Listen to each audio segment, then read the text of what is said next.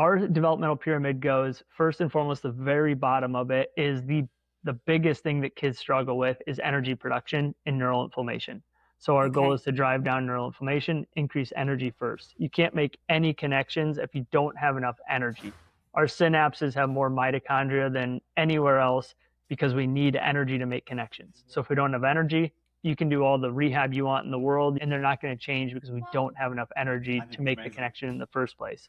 The idea that the state of our mitochondria have a direct influence on our mood and our behavior and our psychology is going to be the next big thing in health and wellness. It is going to be a huge area of investigation in the coming years. Trust me. My guest today has a really interesting perspective on that. He works with severely autistic children, children with severe learning disabilities, and severe behavioral issues. And he starts in a place that is different from most experts because he understands that everything starts with mitochondria, which our brains are filled with. Whether you have young children in your life or not, this is one of those ones where you can connect the dots backwards on your kids if they're older, on yourself. I had a few aha moments looking back on my own raising my own children that I, share in the interview where I was like, oh God, I really would have helped if I'd started with mitochondria on that one. It's a really, really interesting interview. And I was introduced to Josh by Dr. Neil Balchandani, who is also approaches things from a slightly different perspective, which we love here on the Reverse Aging podcast. So enjoy this interview. If you have not subscribed to our Substack, please go do that right now, reverseagingclub.substack.com, and register to join us live on Thursdays. Listen, we were not made to fall apart, and we do not have to feel bad about putting our attention, our energy, our time, our money into activities, products, and places that support us to not fall apart and to stay healthy and vibrant for as long as we are blessed to live on this beautiful earth.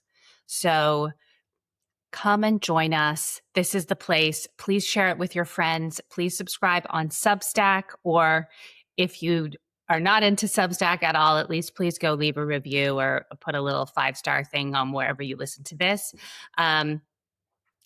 We got to spread the word. And I love that you're here. I appreciate it so much. Enjoy this incredible deep dive that I go into with Dr. Josh Madsen. Dr. Josh Madsen, welcome to the Reverse Aging Club. Thank you. Thanks for having me. I appreciate it. Yeah, no, it's going to be really fun. And we were introduced by Dr. Neil Balchandani, who's my audience loved his talk. He had such a great experience working with you. He's like, you guys got to connect. Amazing. Oh, we had a great experience working with him too. It was awesome. So yeah, I'm glad he got us connected and get to chat about some kids. So I'm excited about that. Always excited. Yeah, we're going to talk about the kids and on the Reverse Aging podcast, because listen, reverse aging starts the moment we're born. Yep. We're laying the foundation for it to go in a lot of different directions. And if we have children or grandchildren or nieces and nephews or children we take care of, if you're a babysitter or a nanny, understanding a few key principles can truly affect the whole trajectory of that child's life. So Josh, tell us a little bit about your background and how you landed in this world. Yeah. Yep. So I started Infinity Neuromotor Development Centers. Mm-hmm. So we have 3 of them. We have one in Johnston, Iowa, or Des Moines area. We have one in Minneapolis and one in Denver area. And I started out as just chiropractic, learned that whole skill. Then I learned functional neurology. Then I learned functional medicine. And then I started seeing a whole bunch of kids, and that's kind of how I got into working with a lot of kids, and probably came primarily out of my own background of I had a lot of learning issues when I was younger. I had a lot of attentional issues when I was younger. I was sick constantly, and that kind of developed a passion for working with kids. And now we've got into more and more severe cases of kids. So our primary practice is probably about 40-50% of them is autism, nonverbal autism, about another 25-30% is traumatic brain injuries, cerebral palsy, and the rest of them are usually like genetic disorders, or we also see kids that have learning challenges as well. But lots of kids with developmental delays from wide spectrum of underlying causes. Wow. Okay, so I want to get into all of those things, but first tell us what functional neurology is. Yeah, so functional neurology is looking at, when you go to a neurologist, they do a set of tests to figure out, what's involved, what areas of the brain are involved. There's a whole bunch of different reflexes that tell us about the brain. But then when we get into functional neurology, it's looking at those same types of findings of, what areas of the brain are dysfunctional, but then it goes into what can we do to make those areas function more efficiently? How can we create more connectivity? How can we get these neurons and these synapses to make the connections to help that child develop more efficiently, or that person to function more efficiently, or also what's known as neuroplasticity? So really it's the science of figuring out where the problem is and trying to get that brain as neuroplastic as we can, or improve that functionality as much as we can through utilizing, our sensory systems and our motor systems and our cognitive centers, and trying to figure out, number one, where's the problem, and then what can we do about it, and can we efficiently make that change? Okay. And so in children with the conditions that you just mentioned, nonverbal autism, traumatic Yep. brain injury, they are very challenged in that area. Yep. And even though, I think a lot of us have learned, okay, neuroplasticity is real. Our brain, we can keep learning and growing and changing at the brain level our entire lives, unlike what we used to be taught, which is like, you got to get it all in by a certain age and then it's done. Yep. Totally false. So how does that concept apply to these children? What's going on with them? Yeah, so these are all forms of what are called neurodevelopmental delays. So Okay. by textbook, they have to be delayed in their neurological development. So we go back and look at things that should have developed in the first year of life, like primitive reflexes. These are all reflexes that primarily develop and go away in the first year of life as the central nervous system in the brain matures. Well, what you'll see in almost literally every single one of these kids is they still have retained primitive reflexes because they're delayed in their neurological development. So they have to have aspects of that system that are signs that's still not developed. That's one of those would be primitive reflexes. In the first couple of years, our vestibular system, our balance centers are really starting to integrate and develop. Kids that have developmental delays, they often don't have appropriate reflexes from that vestibular system. And their balance and coordination is off. And then, eye tracking develops primarily in that third and fourth year of life. So we can see deficits in there. So we look to see what are all the neurological signs that like true neurological signs that system is not developing or maturing efficiently. And when we look at kids with developmental delays, very, very often, their primitive reflexes never developed, their balance centers never developed, their eye tracking centers are never developed. And that is our motor centers, that those all help to develop our motor centers, but our motor centers are the foundation of our cognitive centers and our communication centers. So we just simply go back and look to see, where are they? Do they still have reflexes that are present that shouldn't be there now because their brain should have matured to shut those down? And we go back and we start to work at that foundational level to work through those things that should have developed originally. So you work with the body in order to affect the mind. Yes. Yep. So our main goal when we're working with anyone, when they come in, is I want to work through developing their motor centers as efficiently as I possibly can. And we have the belief, and we've seen this over and over and over again, is that when we improve motor function, so many other aspects improve dramatically. And whether that's cognition, whether that's attention, behavioral regulation, all of those things end up improving if we can go back and get rid of primitive reflexes, improve their balance centers, improve their eye tracking centers, and improve those motor-based skills. And once we improve those systems that should have developed in the first few years of life, so many other things start to open up. Kids start to communicate more efficiently. They regulate more efficiently. They calm down. They're less anxious, less OCD, like all of those things that people are quote unquote trying to treat over here. If we can go back to the foundation and work through those things that should have already developed and create that foundation, the child is able to adapt to the environment much more appropriately. That's so interesting. So what's going on inside the body or in the systems where like learning a missed physical skill is turning on parts of our brain. Yep. Yep. How So does that work? there's two different things. So a lot of people don't realize, let's just take, like, for example, the cerebellum. It sits in the back of the brain. Yeah. It has more neurons than the rest of the brain combined. It literally, it coordinates everything. It coordinates our movement, but also it coordinates our attention. It coordinates our balance centers. It coordinates our eye tracking centers. It coordinates our cognition. It coordinates our speech centers. Well, if a child has a movement-based issue and they can't coordinate their body efficiently, we know the cerebellum's involved. It's going to be either underdeveloped, underconnected, or just doesn't have enough energy. And if we can get that area of the brain to function more efficiently, with our purpose is to improve their motor function. But what we see as a consequence of that is better speech coordination, better cognitive coordination.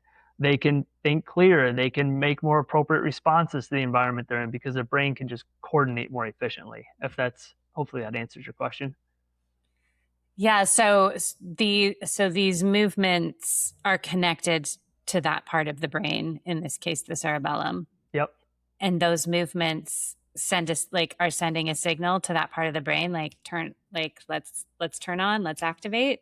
Yeah, so like when we look at primitive reflexes, vestibular function, eye tracking, that's coordinated through multiple different areas of the brain. The cerebellum, the thalamus, the basal ganglia, the brainstem, the higher cortex, the motor centers, supplementary motor centers, like all these different areas are working together constantly to create appropriate movement. Well, if we still have primitive reflexes, those are like roadblocks in the way of those areas making those connections efficiently. So if we can go back and get rid of those reflexes, now we have a more efficient brain, a cerebellum that can function more efficiently and coordinate more efficiently. We activate our motor centers in our higher cortex. It allows us to coordinate more efficient or produce the activity more efficiently. And then we can start working on the next layer and the next layer to get more and more efficient movement and more coordination. And as we get more and more coordination, we get a brain that can do more complex things. And therefore, when the brain can do more complex things, it's going to respond more appropriately to the environment that it's in. So what are the next layers? Yep. So our developmental pyramid goes, first and foremost, the very bottom of it is the biggest thing that kids struggle with is energy production and neural inflammation. So our goal is to drive down neural inflammation, increase energy first. You can't make any connections if you don't have enough energy. Our synapses have more mitochondria than anywhere else because we need energy to make connections. So if we don't have energy, you can do all the rehab you want in the world. You can go do all these, you can go do months and months and months of primitive reflex therapy, and they're not going to change because we don't have enough energy to make the connection in the first place.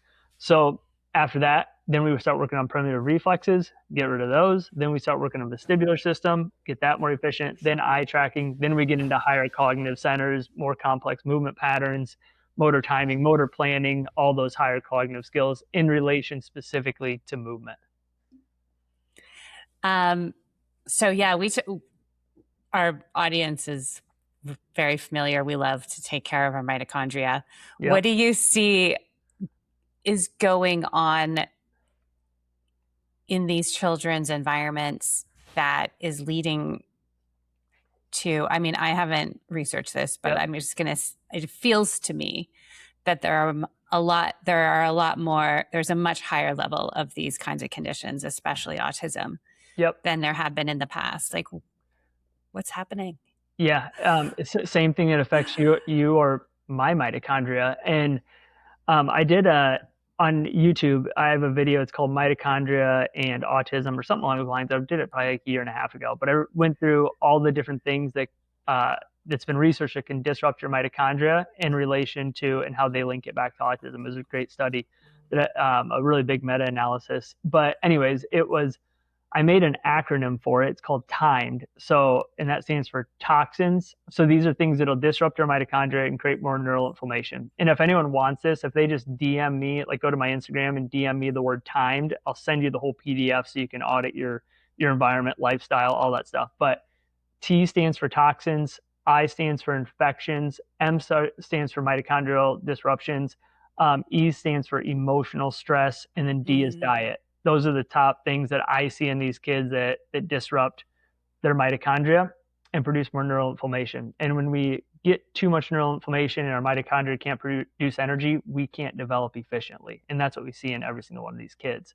So, and those toxins, they can be a multitude of things, right? They could be mold toxins, they could be heavy metals, environmental toxicities, and figuring out what that is really what functional medicine is about, is figuring out where are these stressors coming from and how can we mitigate them. Lots of kids get infections early on that disrupt their systems. Emotional stress is a common trigger where, maybe they lose a sibling, parents get divorced, grandparents pass away, some type of big emotional response will happen or emotional trigger will happen, and they'll see a regression after that. And then diet is a really, really common one, especially with a lot of these children that have maybe they have autism, they have massive food aversions. That can be a really big source of lack of energy production for them. Right. And I love that you included emotional, because I think, we still tend to sort of separate, oh, the mitochondria, that's part of my physical body, that's different from my emotional state. But as a matter, like we need energy, like our emotions are energy. Yep. So an emotional disruption is like, of course, going to have a mitochondrial effect, but I don't think most of us or most parents think of it that way. No, and a lot of people don't realize, like, if you get really stressed out, your frontal cortex gets inhibited and shut down, and now your frontal cortex can't create inhibition of a lot of systems. That's why when we're super stressed out, we're way more emotional liable, like we're way more likelihood to have an outburst ourselves or have a something along those lines, because our frontal cortex just can't keep us calm and can't function as well. And so we've lost the prefrontal cortex, in addition to our mitochondrial capacity has been lowered by the emotional upset. Yeah, and so when we're stressed out, our mitochondria just cannot do their job efficiently. So. See, yeah, I think this is so important. We talk on this podcast, we talk a lot about light and circadian rhythms and artificial light at night as disruptors to mitochondria. And I think it's really important to remember that it also can be emotional stressors for ourselves but for our children too. And so if I'm, I have a child who's like sort of on the, let's say like on the line, right at the border of what their mitochondria can handle, due to all of the things you just mentioned, environmental factors, what's going on in their environment, what they're eating, all these other things, how much screen time they have. And then they do have an emotional upset, like even just like a teacher being mean to them at school or something like that. Like how do we think about that as parents in terms of what that's doing? Like that might tip that child over. Yeah.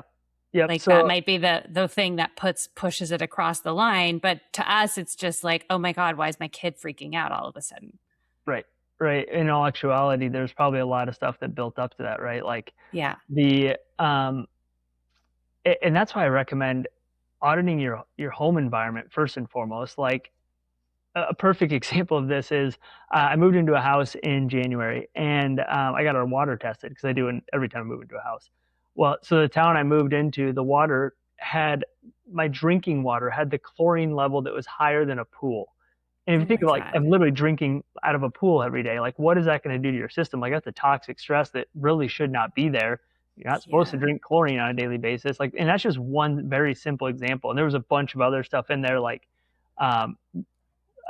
basically there was pesticides and herbicides and pharmaceuticals in there and whatnot that not supposed to be in the tap water. Yep. Wild, right? But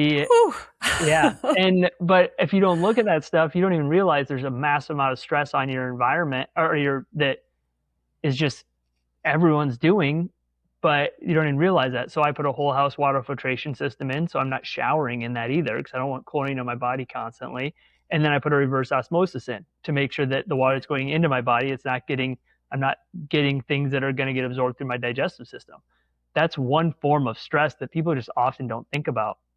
Or air purifiers in your home, the amount of dust, the amount of Even like a lot of people have mold in their house, mycotoxins in your house. Those are other stressors that'll create chronic inflammation. So all these things can start creating chronic inflammation, which is going to dysregulate our mitochondria. So you look at it like, oh, this is a behavioral issue. My child's, losing it when someone says no or should,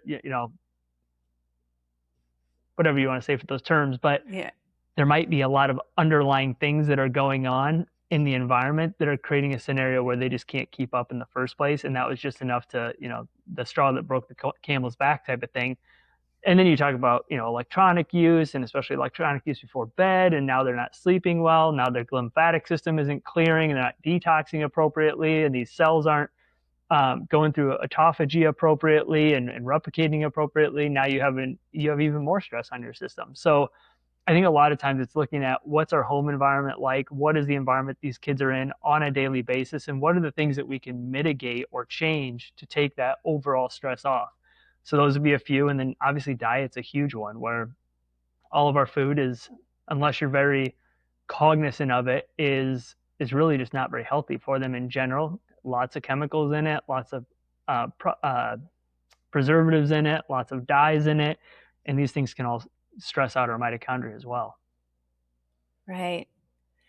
I think this is really, really quite profound, because I know in most education systems and in most homes, when a child acts out, we automatically think of it as a psychological or emotional situation.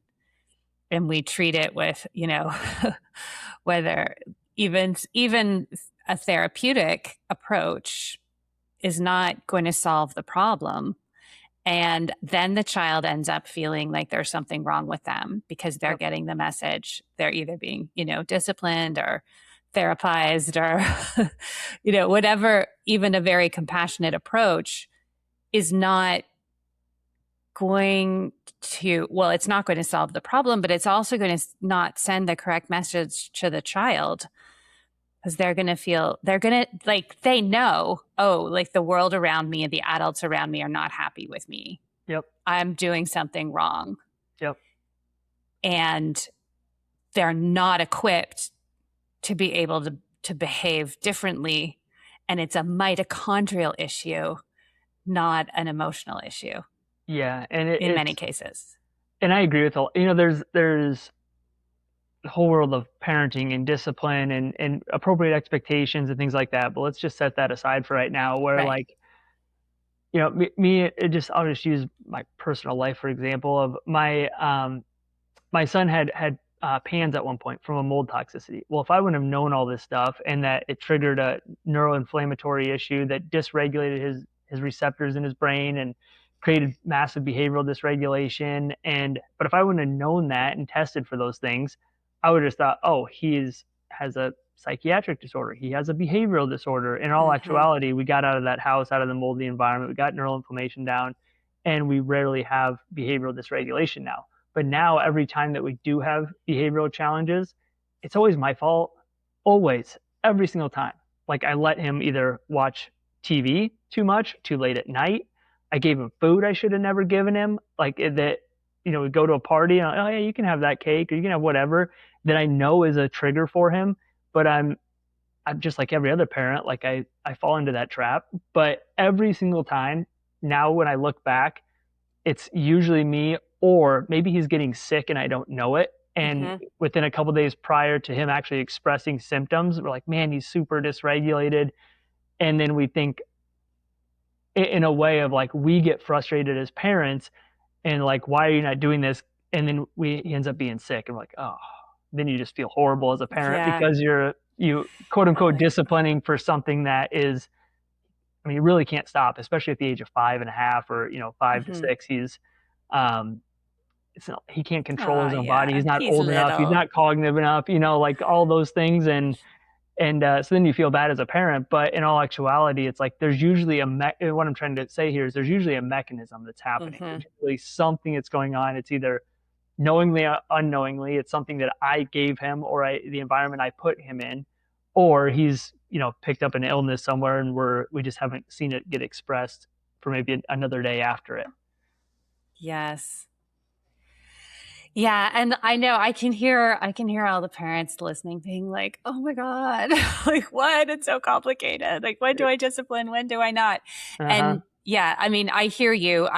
We need to have, standards for our children and raise them to behave in ways that are, benefit society. I really strongly believe that. Yep. And that's not what we're talking about. We're Right. talking about these other kinds, where it crosses the line from a normal childhood behavior into something Yep. else. Yep. And For sure. that, I think this idea of that being linked to the mitochondria is really life changing. And I'm now thinking back with my daughter, my oldest daughter.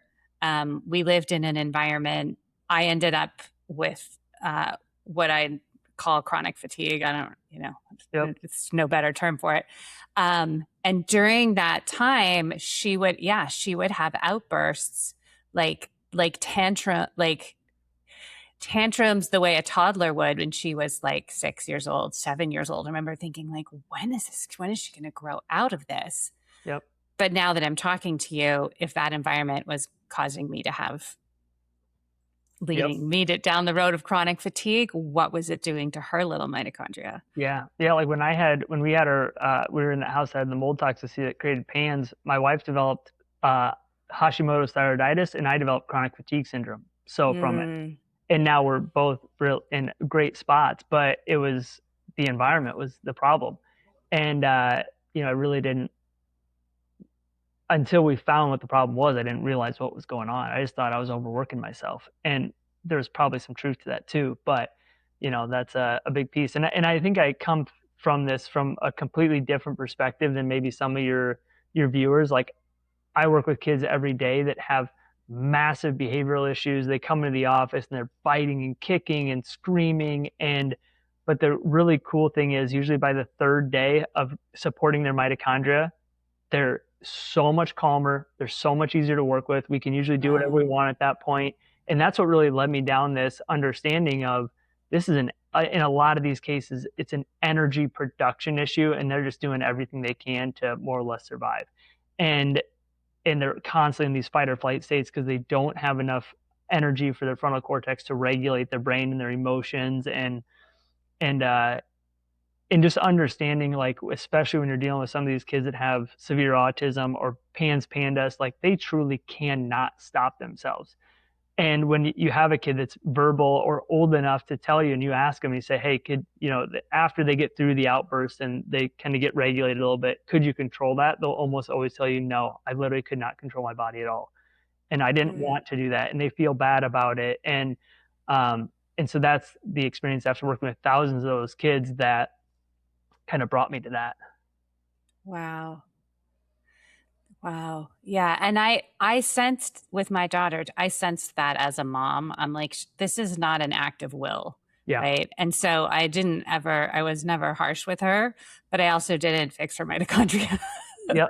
You only know what you um, know at the time and yeah. you just grow. So tell me more about working with these children and what you're seeing, because so you're seeing the parents who come to you are like, these are really quite severe, serious cases. Yeah. Yep. Yeah, probably half of our cases in our office are severe level 3 autism, nonverbal autism. The and then the other half are genetic disorders or traumatic brain injuries. But it's really interesting of when you start digging into the research behind what's going on from a mechanistic standpoint, you start to realize they're actually very similar. There's underlying different causes. So they usually have lots of, and we run labs for all this, so we know all these things. They usually have tons of neural inflammation. They usually have massive energy production issues from that neural inflammation because when our brain gets inflamed, our mitochondria get dysregulated. They can't produce energy efficiently. Um, and and those again are different causes. A lot of times with autism, there might be a genetic factor with that. There might be an environmental factor with that. With a cerebral palsy or a traumatic brain injury, we know the mechanism, right? Like we had a head injury, we had some kind of injury, a noxic brain injury that triggered that, or a genetic issue, they often have mitochondrial impairments as part of known mechanisms of their genetic disorder. And it's really interesting though, when on all three of those different types of cases, even though they look completely different, when you support their mitochondria first, they all respond very well. With kids that have severe autism, they regulate more efficiently. They're clearer. They have better nonverbal communication. Their verbal communication starts to change. Same with genetic disorders. With kids with traumatic brain injuries, they wake up. Their systems start coming alive more. And there's, especially with a lot of those traumatic brain injuries, like there's true damage to areas, right? And there's some aspects that aren't going to come back because there's so much damage there. But when you support their mitochondria in general, there's a lot more function there than people think there is or give them credit for. Once you support that energy production, and there's cells in there that are still alive, they're still functioning, but just not at the same rate that they could be. It's just really interesting to see all of these different types of really complex issues all respond so well to supporting one system. So, and then the rehab looks different for each of them and whatnot, and different networks are dysregulated and to different extents in different cases. And even with a kid that has autism, not one of them looks the same as the other one. They all have differences in how their brain is functioning in different areas, but and they all require individualized plans, of course. But the underlying mechanism that is so interesting to me and has always been so interesting to me is the more therapeutics that we do that support mitochondria, the better every patient does, no matter what they come in for. So it all comes back to mitochondria. It does, and it always Everything's downstream of that. Yeah, it is, and it always will be. And no matter what the condition is, whether they have Alzheimer's or they have a developmental delay, we have to have energy to our brain for it to function and do its job. And if we don't have energy, like there's only so much that can be done. Yeah. This is just such important information for the parents. I'm so glad you're here. What are some of the myths that are commonly believed either in the medical establishment or just commonly held beliefs amongst parents that are perhaps not helpful to children, suffering with these situations? Wait and see. I think that's the worst advice any parent can ever get by far. And you kind of alluded to this earlier of like, there used to be this thought process of like, your brain can only, develop to a certain point, but neuroplasticity we know is now throughout the entire age range, right? But we also know there is time periods when the brain is developing at its absolute fastest rate. And if you can take advantage of that, they're going to do way better long-term. Like our brain is developing at its absolute fastest rate in the first 2 to 3 years of life. The more therapy you can do in that time period, way better long-term results is what I've seen clinically over the last 10 years, like night and day different. What takes me a week to do over here at 2 to 3 years of life, once they're 7, 8, 9, might take me 3, 4, 5 weeks to get done. So it's tremendously different in the rate at which they change in comparison to older people, older kids. So the wait and see of like, oh, your kid isn't walking, they should be walking. Well, let's just wait and see. I think that's very dangerous. I think you should do as much as you can early on and take advantage of that really accelerated growth period as much as you possibly can, especially if your kid's delayed. Like if your kid's 18 months and they're not walking, like they should be walking, 13 months the latest, maybe 14 months for, ideal development. And in my opinion, and if they aren't, and you wait till 18 months and you say, oh, let's just wait and see what happens, like that's literally like 5-6 months of development that they could have been working on that skill. So I think that's one of the most dangerous things that I hear very often from, other healthcare providers. And I think it comes out of, they just don't know what to do more than, so it's like, oh, well, let's just wait and see what happens. And now we missed out on 6 months of the absolute most ideal time to intervene. And so what does intervening look like? Because I agree with you. It's like, oh, delayed walking. Well, okay, I don't have an option for that. So yeah. Yep. we'll just as you said, we'll just wait and see what happens. No big deal. But you're saying it is a big deal. Yeah, And it this is. could also, something as simple as a delayed skill at a very young age could be tied back to mitochondria. Yeah, and lack of neurological development. So if a kid's not walking until 18 months, there's usually primitive reflexes that are stopping that motor system from developing and allowing them to hit those motor milestones appropriately. So, but the earlier I can intervene on that, the better. Support their mitochondria, work through primitive reflexes, get those to develop, and we'll see them start to hit those motor milestones. So the kind of forgot your question there, but that's kind of the context that I'm trying to get at. There's always a reason for it, and if we can go back and work through that, rather than it being 6 months later, 8 months later, if we can see them at 15 months and get them caught up within a month, well, now we just saved 2 or 3 months of abnormal development. Right. So now that time, those crucial months in that 2 to 3 year old window, their bodies are moving and developing the way they're meant to, which is causing their brains to respond, which is causing, you're in the virtuous loop now. Yep, exactly. Yep. The better your movement is, the more activity your brain gets, the more activity your brain gets and your frontal cortex gets, the better your cognition is.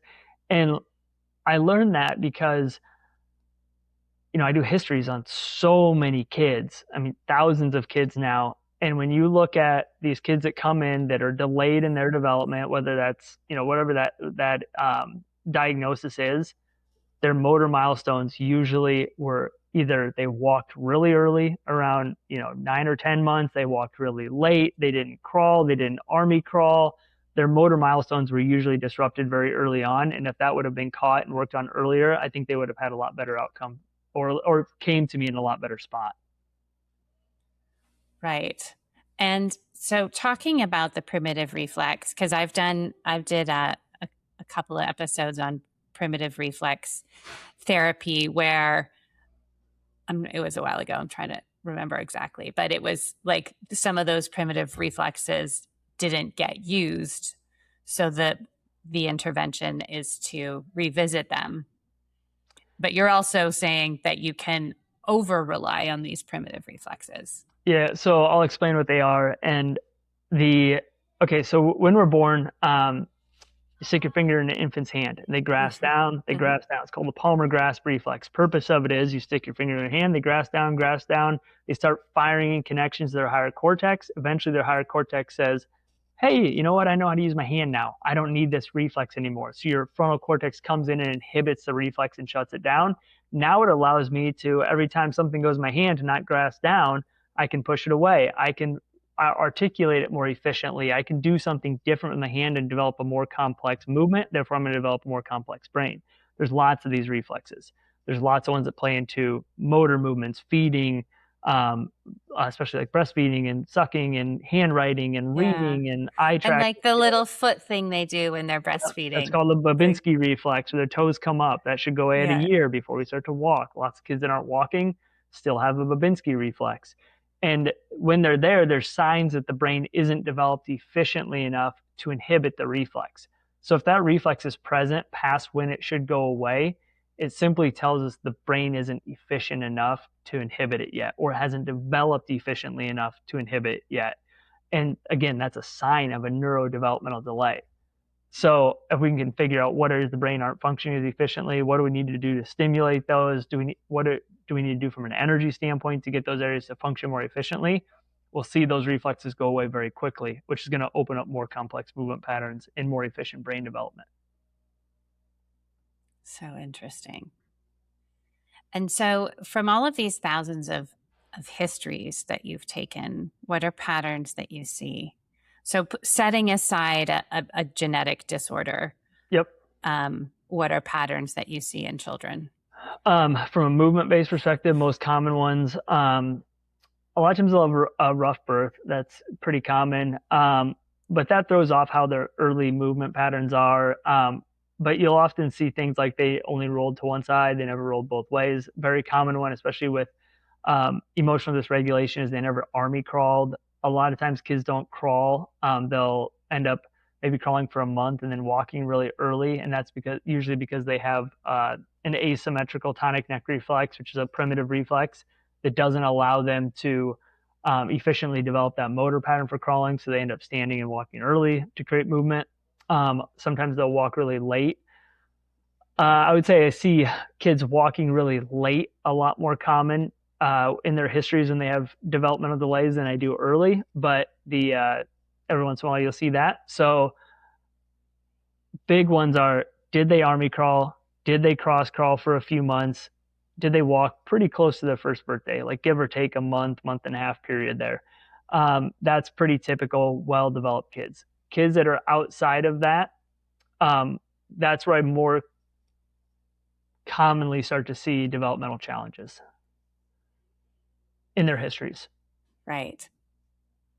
And do you notice anything about their environments, like their physical environments, like any patterns there? Yeah, there's a lot of, if they're not developing movement, it's usually because they weren't put in an environment to develop that movement, or they maybe had a physical restriction. Like maybe they had a traumatic birth and they physically could not move their head. And no matter how many times you put them on their tummy or you're playing with them on the floor, we have to have full range of motion to start developing a lot of these reflexes and a lot of these movements. So there could be a physical reason why, but a lot of times the environmental standpoint is maybe they're in a car seat a lot. Maybe they're in a carrier a lot instead of being on you and moving with you, or maybe they're being held all the time instead of being put on the floor and letting them explore their environment themselves.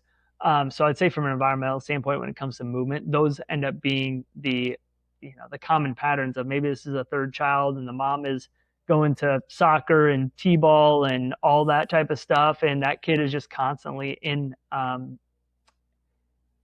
car seat, and they're just not they just don't have the opportunity to develop a lot of those skills. And so this type of like physical developmental coordination is showing up later with behavioral issues. For sure. Like especially like kids that don't army crawl. That's one of the most common things in their history is when kids come in with behavioral dysregulation is they don't army crawl.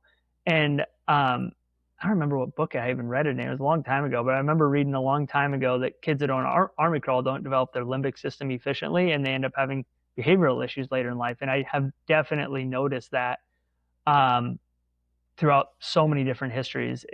That's the first question I ask when a kid comes in with behavioral dysregulation is, did they army crawl? And many, not every time, but many times, it's a very common finding.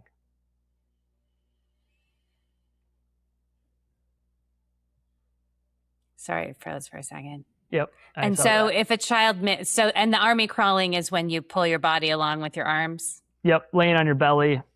On your belly. Crawling. Yeah. Think of like the like dude a little crawling. G.I. Joe guy. Yep. Exactly. Okay. Yeah. And so if a child has missed that, what do you do? Usually there's a reason for it. So a lot of times there's retained primitive reflexes like an asymmetrical tonic neck reflex, a symmetrical tonic neck reflex that never developed efficiently. And so, and once you go back and work through a lot of those types of things, a lot of times that helps. Sometimes there's things like a moral reflex that never develop, which a moral reflex is like if you remember holding an infant, you kind of drop quick and they startle, their arms come out. You'll see that very commonly in a lot of kids that have behavioral dysregulation, emotional regulation. And I have tons of videos on my social media of how to test all these things. I have an entire course on YouTube of how to test all these things. But that one, when they move too quickly, light or sound comes in too abrasively, they startle, their pupils dilate, and they go into a state of fight or flight. So they're usually very anxious. They're easily triggered. So we'll work through those different reflexes and work to rehab those. And that will end up often regulating a lot of those systems. What can parents look out for? Because it sounds, and I lived through this. I didn't, I knew there was something going on, but I couldn't figure out a person to take her to or someone who could answer my question. So what can parents look out for? Because it sounds like they come to you, truly like when a child is like kicking and biting, like that's probably pretty far down the line. Yep.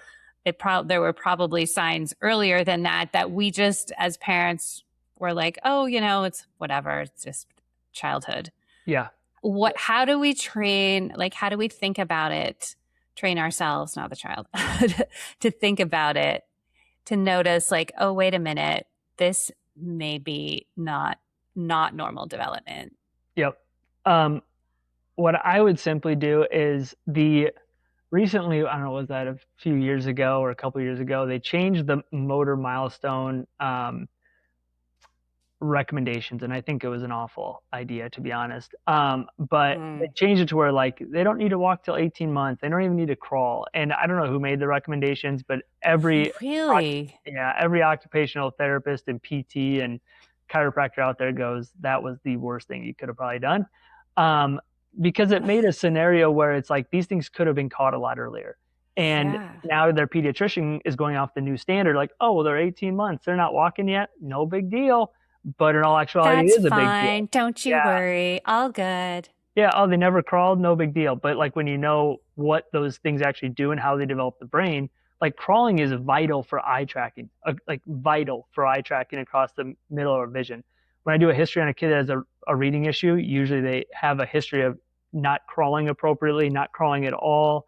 Like, again, it's really vital for that and developing a lot of these higher centers. So, most important thing for me is motor milestones. Like you can go to any AI now and put in there, what's the ideal motor milestones for the optimal? Say optimal. Don't go like, what's the current standard? Go, what is the optimal based off of thousands of years of history? What are the optimal motor development for a child that's 12 months old? What should they be doing?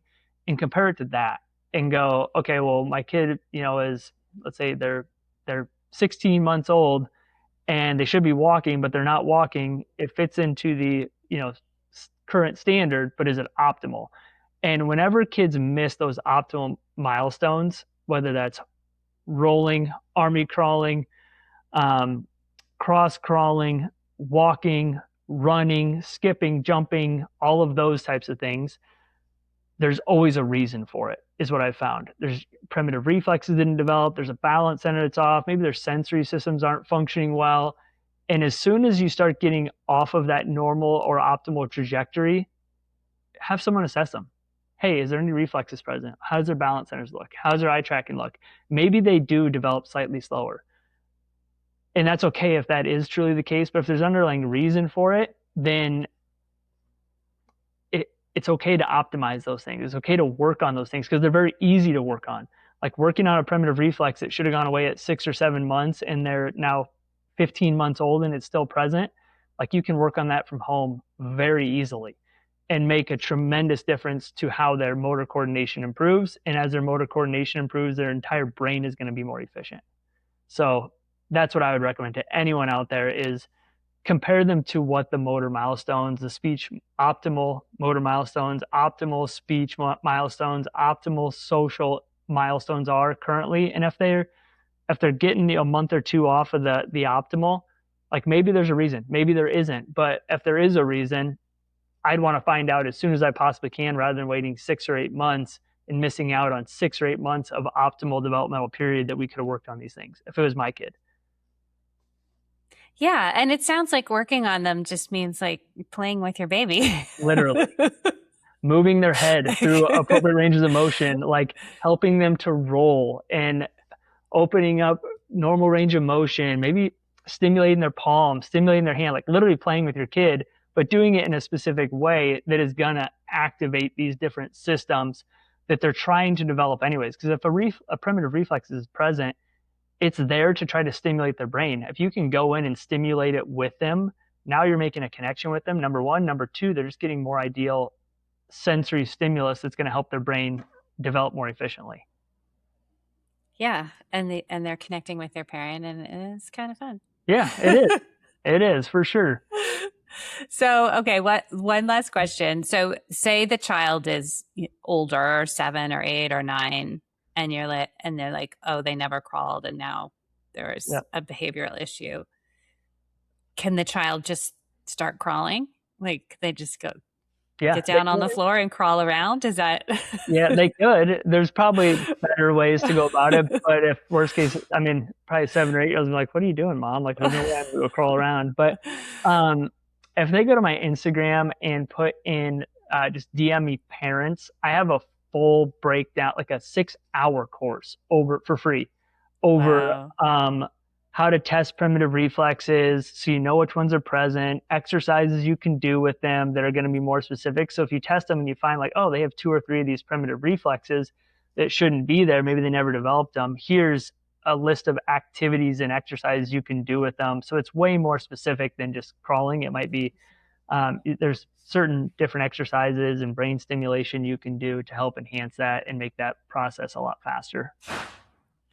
Okay. So there's things we can do with them with their bodies, and then also taking care of their food and their Yep. environment and Yes. their energetic inputs, and Yes. they're eliminating the toxic inputs, increasing the healthy one. Yeah. And I often would say, like, if you're working on developmental reflexes and you're doing activities with them, and then you're rechecking the reflexes and they're not changing, it's something over here on that mitochondria, toxic stress that's stopping their brain from making that connection. Because if we have a reflex that should have gone away at 6 or 8 months, in a brain that really isn't very complex or well developed, if they're 7 or 8, they should inhibit that reflex really quickly with the right stimulus. And if you're doing the right stimulus and they're not changing quickly, it has to be something else. And almost always it ends up being their brain's too inflamed because maybe their diet's really not great. Maybe they have, an environment in their house that's not great. Maybe they have an underlying infection that's going on that's constantly triggering neural inflammation. So there's usually something else when we run a bunch of labs that we end up figuring out are pieces that are stopping that brain from making the connections it should be able to do. Okay. This is such important information for our precious little people. Dr. Madsen, thank you so much for doing this work. It's incredible. And with all of the children that you've worked with, do you have any sort of thoughts to leave us with, or something you'd like to share from your experience?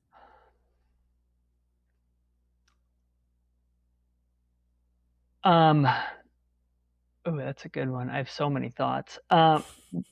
But Could be lots.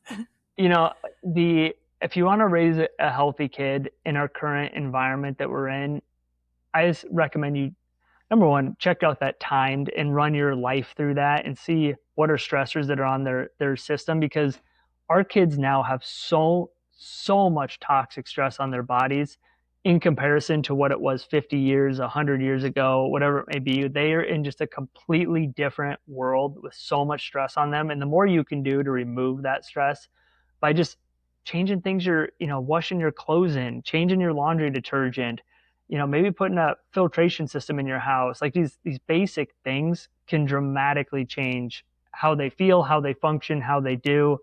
And I would just urge people to look into the environment that they're in, and maybe they don't feel the major stress of it, but we have a child that doesn't have the same amount of antioxidants, doesn't have the same detox capacities, and they're in the same environment. They're just not going to do as well as they could do. And the more you can optimize their environment, the better and better that we see these kids do.